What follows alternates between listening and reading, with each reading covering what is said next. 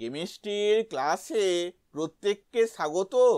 প্রশ্ন, পরমাণুর গঠন থেকে হিলিয়াম প্লাস আয়নের দ্বিতীয় কক্ষপথে একটি ইলেকট্রনের শক্তি হলো, অপশানগুলি হলো A -27.2 electron volt, B -20.4 electron volt, C -13.6 electron volt, D -6.8 electron volt. উত্তরটি হলো সি -13.6 ইলেকট্রন ভোল্ট। এই উত্তরের ব্যাখ্যাটি আমরা পরের স্লাইডে দেখব।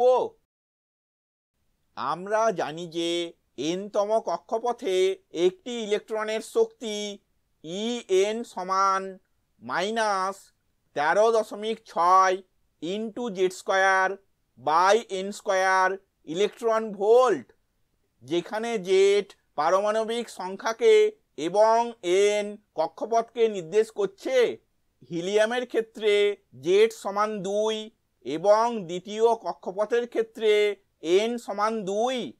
অতএব দ্বিতীয় কক্ষপথে একটি ইলেকট্রনের শক্তি E2 সমান -13.6 ইন্টু 2² এটি হলো জেড এর মান, বাই 2² এটি হলো এন এর মান, ইলেকট্রন ভোল্ট, বা E2 সমান -13.6 ইলেকট্রন ভোল্ট। ভিডিওটি দেখার জন্য ধন্যবাদ।